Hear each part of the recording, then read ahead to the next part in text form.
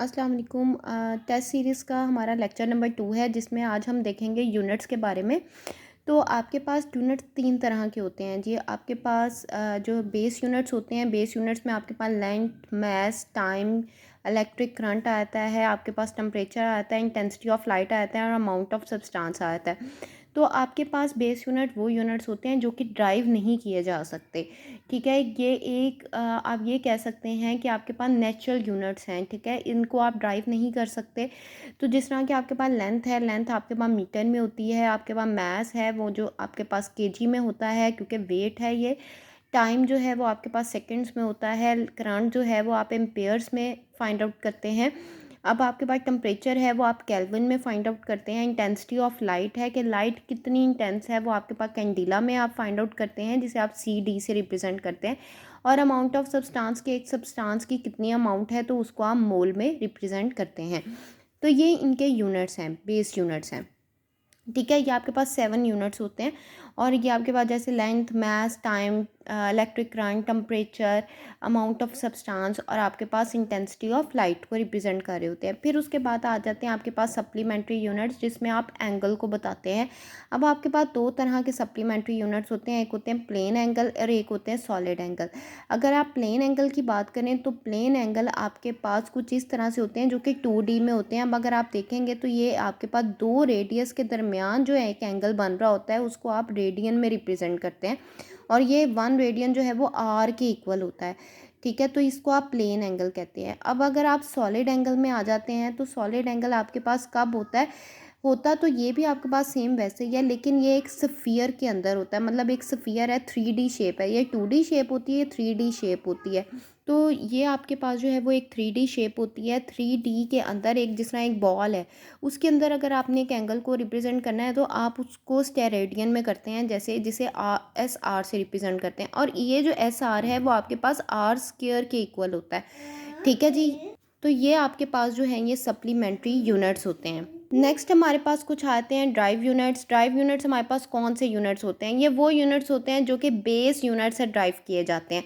मतलब कि ऐसे यूनिट्स जिनको तो आपके पास ड्राइव यूनिट्स में आ जाते हैं, जैसे कि फोर्स है, वर्क है। फोर्स को आप न्यूटन में रिप्रेजेंट करते हैं, वर्क को आप जाउल में रिप्रेजेंट करते हैं, पावर को आप जो है वो वॉट में रिप्रेजेंट करते हैं, प्रेशर को आप पास्कल में, और इलेक्ट्रिक चार्ज को आप C से रिप्रेजेंट करते हैं। ठीक है जी। तो ये आपके पास जो है वो तो इलेक्ट्रिक चार्ज को आप कूलम से रिप्रेजेंट करते हैं। ये आपके पास वो वाले यूनिट्स हैं जो कि आप बेस यूनिट से ड्राइव करते हैं। ठीक है, मतलब कि बेस यूनिट जिस तरह F=ma है, तो m जो है वो आपके पास kg में रिप्रेजेंट होगा, a जो है वो एक्सेलरेशन है। तो ये दोनों जो हैं वो आपके पास हैं बेस यूनिट, और उससे ड्राइव करके आप एक फोर्स बनाते हैं, और वो आपके पास है ड्राइव यूनिट। ठीक है जी। अब इसके कुछ हम क्वेश्चंस देख लेते हैं जो कि एग्ज़ाम्स में आते हैं। ठीक है, तो इसका जो फर्स्ट क्वेश्चन है वो हम इस तरह, तो जो इसका फर्स्ट क्वेश्चन है वो हम कुछ इस तरह से देखेंगे कि फर्स्ट क्वेश्चन हमारे पास कुछ इस तरह से आएगा कि unit of force in terms of a base unit. अब सबसे पहले हम फोर्स का यूनिट निकालेंगे in terms of a base unit. तो अगर आप ये देखें तो ये आपके पास कुछ इस तरह से होता है, F=ma। तो अगर आप यहाँ पे देखेंगे तो आपके पास जो m है वो आपके पास है मास, जो उसको आप रिप्रेजेंट करेंगे kg से। ठीक है, और उसके बाद आता है आपके पास एक्सेलरेशन। अब अगर आपको पता हो तो एक्सेलरेशन जो है वो आपके पास क्या होती है, rate of change of velocity with respect to time. और अगर आप वेलोसिटी को देखें तो वेलोसिटी क्या होती है, rate of change of speed with respect to time. तो अगर आप स्पीड की बात करेंगे तो स्पीड को भी, मतलब distance, rate of change of distance, तो डिस्टेंस को भी आप मीटर से रिप्रेजेंट करते हैं, और टाइम जो है वो सेकंड से रिप्रेजेंट होता है। तो आपके पास वेलोसिटी का यूनिट आता है ms-1। और अगर आप इसी वेलोसिटी को यहाँ पे देखें तो ms-1 इसका यूनिट है, और आपके पास टाइम का यूनिट आ गया s, सेकंड।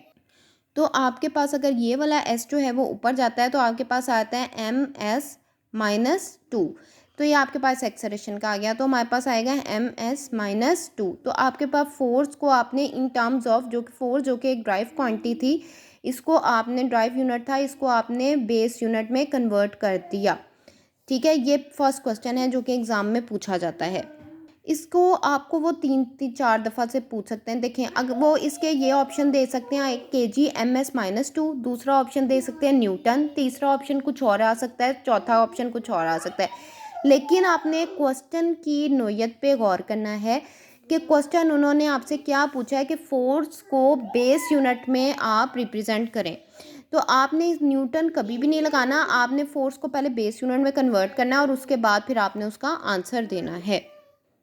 अच्छा जी, दूसरा क्वेश्चन आता है यूनिट ऑफ चार्ज। अक्सर ये वाला क्वेश्चन भी पूछा जाता है, चार्ज का यूनिट क्या है। चार्ज हमारे पास क्या होता है, Q is equal to I T.